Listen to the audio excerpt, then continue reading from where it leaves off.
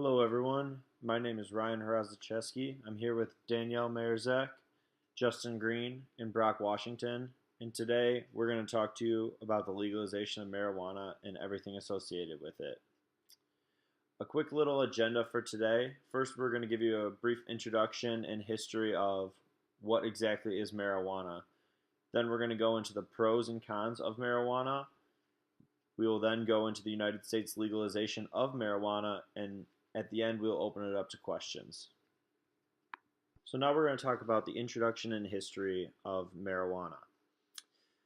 So a quick little timeline of marijuana. The first evidence of the cannabis plant occurred in 2700 BC in Central Asia. It made its way to the Western Hemisphere in 1545, so about just under 600 years ago, and it was first brought into Chile. It was first researched medically in 1839. This was kind of the start of when it started to get a little bit popular here in the United States as well. Fast forward to 1996, and California first legalized the use of medical marijuana, which was a huge breakthrough. It was used for people with AIDS or HIV, cancer, etc. at the time, and over time they've seen a lot of medical advances that we'll talk about here in a little bit. Recreational marijuana was first legalized in 2012. Colorado and Washington were the first ones to do it, and we've seen a lot of states follow suit in the last couple of years. And in more recent years, the potency of marijuana has increased. It's become a much stronger substance as people are, developing a resistance to it. Looking at the methods of intake and other names for marijuana, there are 100 different uses for marijuana or ways that people get this into their body. A lot of them a large majority of them are smoking, vaping, and edibles. Vaping is something that has become a lot more popular here recently. In smoking, there are many different ways that you're able to do that, whether it is through a blunt or through a pipe or a bunch of other things. Looking at some of the names for it, you might see some of these used, specifically cannabis, throughout this presentation. There's also weed, pot, keef, kush, hash, hemp, and grass. A lot of those are more street names as opposed to medical type names. There are also different strains of the cannabis plant. They look a lot different, and they have a lot different effects on them. They can be laced with a lot of different substances, some of which are very, very dangerous to take into your body, which is one of the troubles that comes along with marijuana, is you don't really know what's in it unless you know exactly how it's been made. And it's the most commonly used illegal drug in the world. Especially today, it's super popular. Tons of people use it, and everyone kind of knows about it. So moving on to who really uses marijuana. It's the most popular illegal substance in the world. So who really uses it? In the 21st century, it's become super, super popular, especially with the legalization of marijuana in places like Colorado and Washington. You've seen a lot of people navigating to those areas to be able to smoke legally. A large majority of those people are within the age groups of 18 to 30 and 31 to 50. You do see older adults from the age bracket of around 51 to 70 using marijuana, but not quite at the range that the younger and middle-age type generations are using. Also, there's different grades of marijuana in terms of potency, and you see something that kind of shocked me. The younger group tends to use a higher quality marijuana. A lot of kids know what they're getting into and what kind of stuff that they're looking for in marijuana, whereas the middle age bracket and the older age bracket typically just get generic types of marijuana in order to feel better. So that was something that was a little bit shocking to me. Looking forward to the popular eras of marijuana, you first look at the Civil War. This is when it was first used as an antidote over in the U.S. In the late 1800s. mid to late 1800s, and it was used as an antidote for war injuries, and that's kind of the start of where the medical uses of it kind of came in, and how we've kind of seen an evolution from that today into what it is today. Um, Looking at the early 1990s is, or yeah, the early 1990s is the first recreational uses we're seeing. Obviously, that's come a long way to where it is today.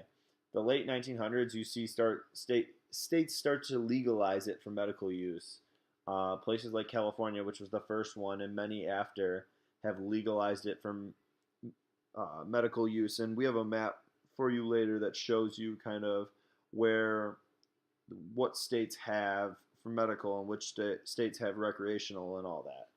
And then present day, it's super, super popular. Tons of people are using it. It's been legalized in a lot of different places. It's been decriminalized in a lot of different places. I know here in East Lansing, it's been decriminalized, as well as there's been a lot of. And then lastly, there's been a lot of studies done on marijuana. Um, a lot of these are about the medical effects of marijuana. I'm not exactly sure how many. I wasn't able to find that in my research, and a lot are ongoing, but potentially hundreds, maybe thousands. I wouldn't be shocked if it was higher into the thousands range. And one big study was from a lot of scientists across the U.S. Um, looking at each age bracket and who uses it and what kind of weed they use. We talked about this a little bit earlier, but they use things like ANOVAs and confidence intervals to determine significance uh, of these different things. And there was a lot of really, really great data in there that I don't really have time to go into.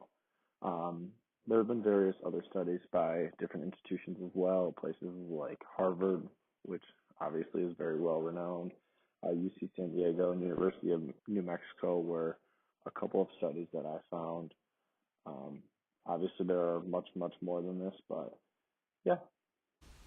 Some pros of legalizing marijuana include reduction in crime rates. Legalizing marijuana will lower the price of marijuana found in the community. With it being illegal, people have to buy marijuana from illegal dealers at a higher rate than they would if it was legal to sell in stores. Lower price of marijuana will eliminate the theft and murder associated with the higher prices. With it being illegal right now, it causes the prices of marijuana to be at a higher rate, which leads to people who sell marijuana illegally to have a target on their head. By a target, I mean people knowing who they are and are willing to rob and murder them for the money that they have accumulated from selling marijuana. Along with the reduction in crime rates, we will see a decrease in unauthorized dealers selling in communities. Unauthorized dealers are people who illegally sell marijuana to those who are trying to buy. These illegal dealers will lose their business from other businesses that are authorized to sell marijuana in stores without having any trouble getting caught by the police or law enforcement. Another pro of legalizing marijuana is that it will save U.S. taxpayers money. According to the U.S. Department of Justice, $20 billion per year is spent on drug enforcement. Legalizing marijuana will allow taxpayers to reduce some of their tax payments because less law enforcement will be hired to focus on marijuana. U.S. taxpayers will also save money from not paying prisons because there will be a less number of people indicted for marijuana charges in jail. We will also see huge increases in the economy of the United States. Legalizing marijuana will create jobs for people in the real economic market instead of the underground black market. People will now be able to become real business partners with others who sell marijuana, but it will now be legal. They will no longer have to worry about going to jail or getting caught by the police for selling marijuana illegally. It will create jobs for those who they can hire underneath them and help run the business. People will be able to open and run new retail stores of marijuana that sell marijuana across different regions of the United States. This will create another source of income to the U.S. economy as a whole. State and local governments would also now be able to tax sales on marijuana similar to the way that they tax sales on cigarettes and alcohol. Marijuana also has benefits that can help people that are dealing with health complications. These complications include glaucoma and the treatment of Alzheimer's disease. Glaucoma is an eye condition in which the optic nerve becomes damaged over time. This damage is caused by higher than normal pressure in the eye. Smoking marijuana can lower the pressure in the eye. Although it's only for a short 3 to 4 hours, it will still decrease the effect of pressure on the eye, causing a lower rate and helping with your vision. Marijuana also helps with Alzheimer's. It slows down the loss of neurons that goes along with Alzheimer's, which leads to loss of memory. One of the bigger things that marijuana helps with is the chemotherapy process when going through cancer. One of the side effects of chemotherapy is usually a loss of appetite. People usually don't want to eat when they are going through chemotherapy because it takes their mind and everything tastes nasty. Marijuana helps fix this because it does the exact opposite of chemotherapy. Marijuana helps with your appetite and makes you want to eat more. With marijuana being legalized, it will help lower the risk of deaths related to marijuana.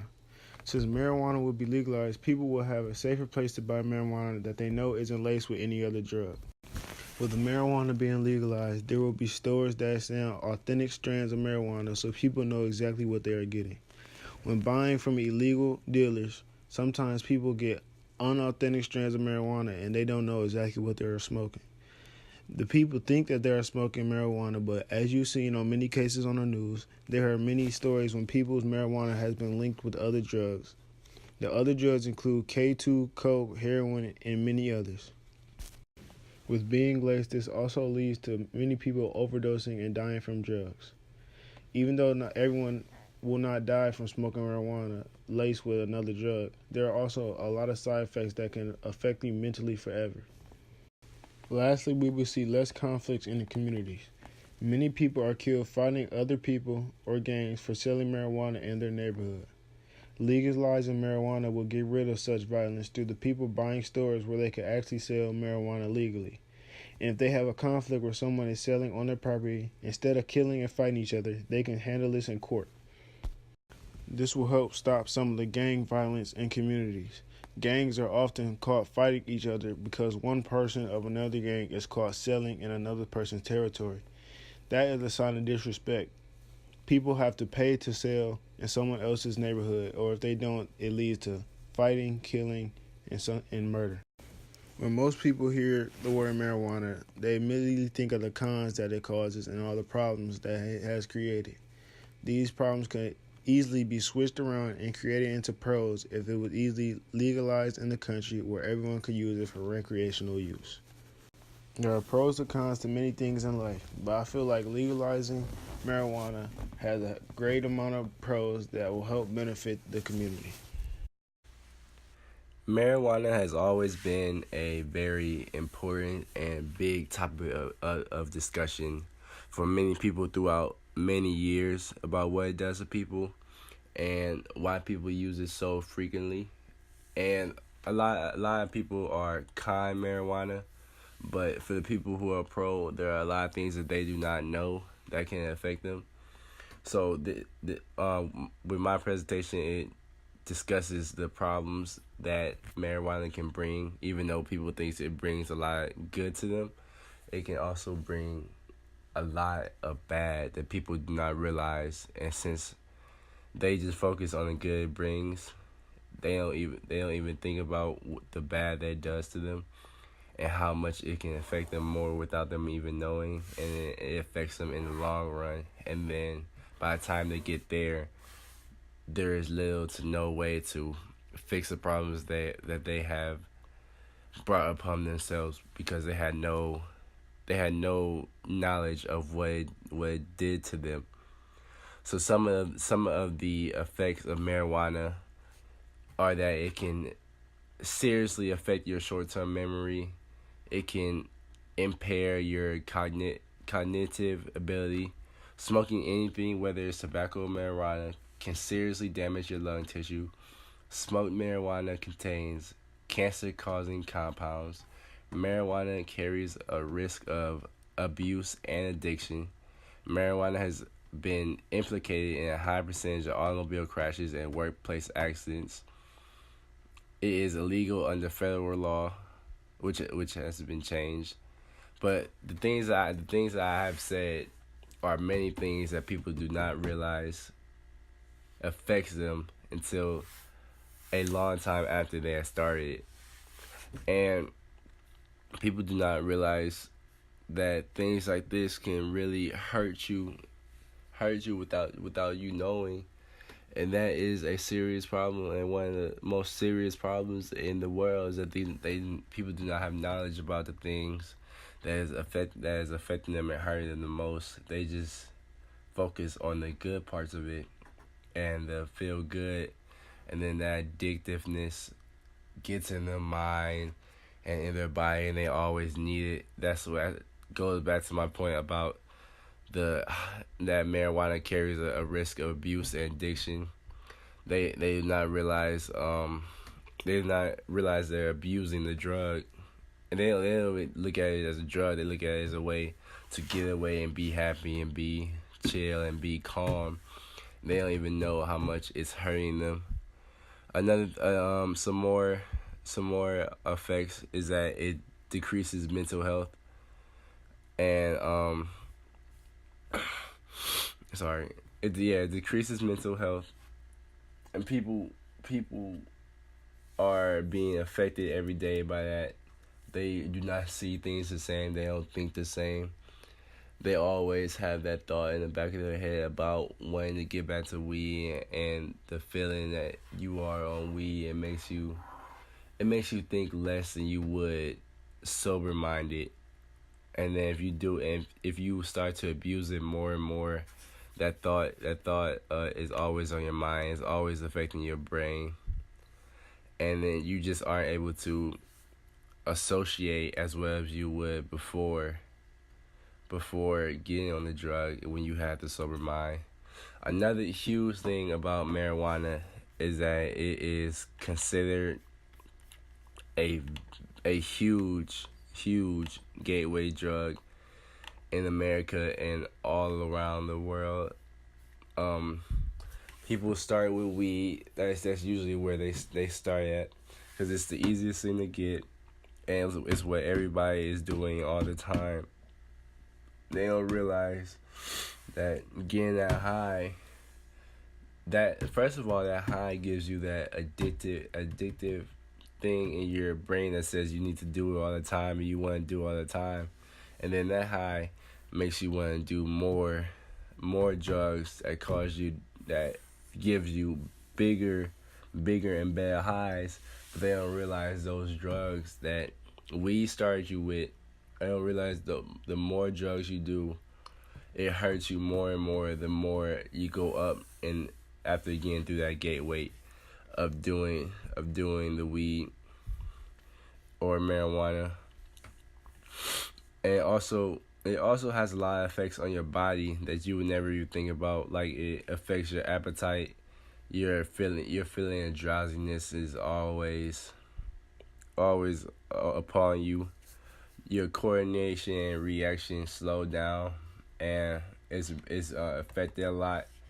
Back to the lungs, I know a lot of athletes that have done marijuana in their early years, and that's caused them not to be able to keep up playing sports because it affects their lungs so much that they get tired very easily, and they aren't even able to function in a practice anymore.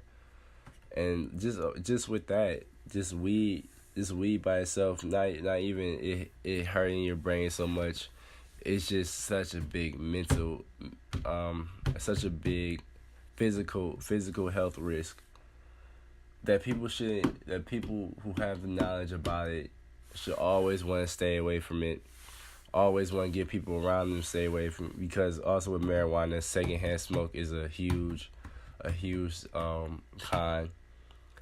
And also it's just a thing to stay away from, and that you should always be smart about.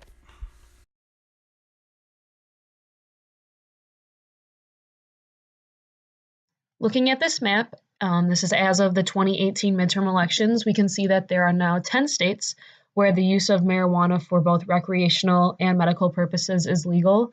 This is including Michigan, and there are 33 states where it is legal for medical use, but not for recreational use.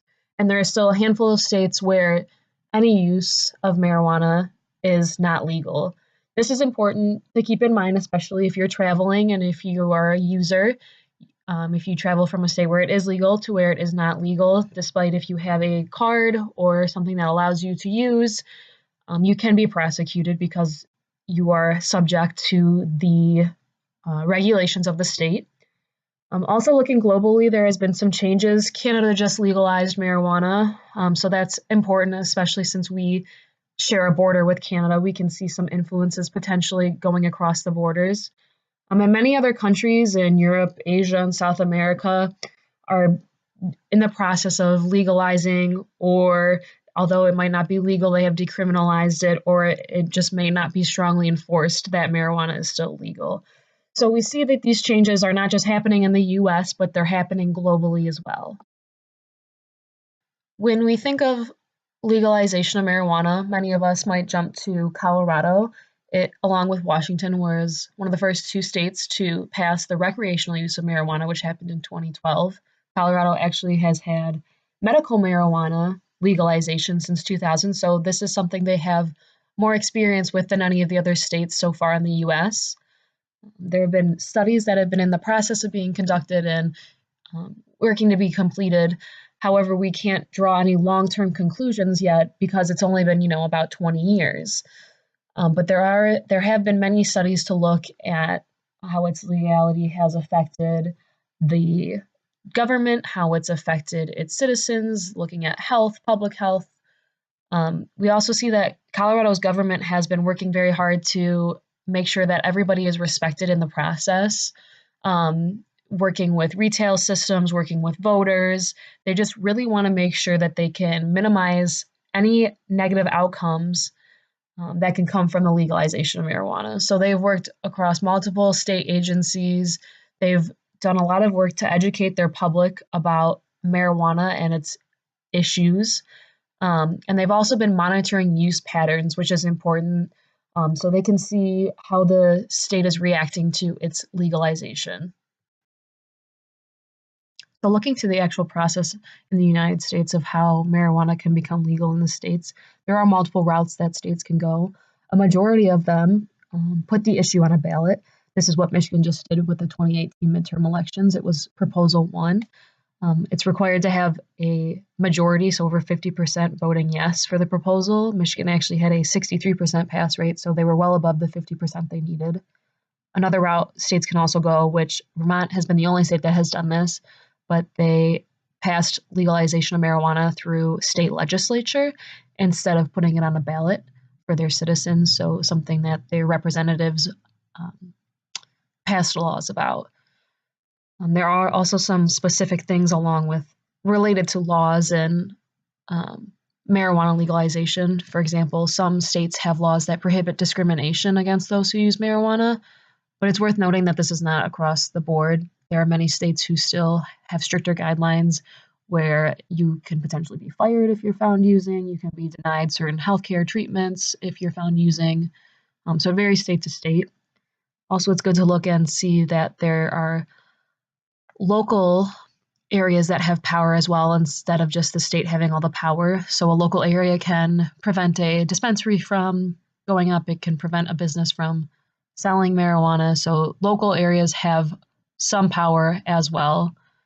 And when looking at medical marijuana specifically, most states require that their patients be on a registry. So it's not enough just to have a prescription. You have to be registered with the state, showing that you are able to use marijuana for medical reasons. This midterm election, as stated earlier, we now have 10 states in the U.S. where the recreational use of marijuana is legal and 33 states where the medical use of marijuana is legal. This election, there were 4 states that voted on the legalization. Michigan, Utah, and Missouri all voted to pass, whereas North Dakota did not vote to pass. So it's something interesting. I think a lot of us think marijuana becoming legal is kind of imminent. It's like going to happen for sure. But this shows that, each state has their own values and their own views, and they have the power to vote what happens in their state. Specifically now for Michigan, since the proposal has passed, There's some major points with their proposal that's worth going over. The first one being that you have to be 21 years or older, so similar to the drinking laws we have. You have to be 21 older to possess, process, consume, or give another adult marijuana. The operation of a motor vehicle is prohibited, so no marijuana is allowed to be in your system if you are driving. You could be arrested, similar to a DUI. However, there is no safe legal limit that has been identified. There's no 0.08 like there is with alcohol. So if there's any marijuana found in your system, you can be arrested. In Michigan, employers also may prohibit someone from working under the influence. They can also fire someone if they find out that they have been using marijuana, or it could potentially prevent someone from getting a job if they get drug tested and marijuana is found in their system. In addition to the 6% tax that we pay in Michigan, those who buy marijuana have an additional 10% tax, and this money goes towards clinical trials, the education system, fixing the roads, and other government programs. There's a 10-ounce limit for marijuana that is kept at houses and residencies, and you're allowed to carry 2.5 ounces with you. This proposal also looks to create a licensing system for businesses. And along with this, it also allows local areas to restrict or ban licensing. So if a local area does not want dispensaries or businesses to sell, as stated earlier, they can prevent this from happening. But although this proposal has passed as of November 6th, there are no dates listed as to when this will all actually occur, and when all this change will take place. So what now? Looking to the future of legalization of marijuana, we look at how this may potentially change at the federal level. As of right now, it's still considered illegal, and it's actually a Schedule I drug, which are substances that have a high potential for dependency and have no accepted medical use. So this makes the distribution of marijuana technically a federal offense. So it's something to think, will we eventually see changes at the federal level with how things have been going at the state level? There's also just a lot in general we don't know about marijuana. We haven't really been able to do any long-term studies because it hasn't been legal for long enough for us to see any results. And we also just don't know how it'll affect the country as a whole. Another big question that this legalization can bring about is, will this lead to the decriminalization of other drugs such as cocaine or maybe heroin? Makes us question, who has the right to tell us what goes into our body, but also, is this a issue of safety for the greater public? Looking at it from a health standpoint, for public health professionals, we'll be looking to see how they react to the marijuana legalization. It, could bring about lots of good. Also, it could potentially draw similarities to the opioid epidemic we're going through now. Opioids often are used to control pain, but it has led to a very big addiction problem. So could we see similarities with marijuana as something that is used to treat symptoms but could end up resulting in addiction for some patients? And how could these changes in the United States cause change in other countries and globally? Will we start to see other countries start to have looser, less strict guidelines as to marijuana, or will they remain steadfast to the views they've had for all these years?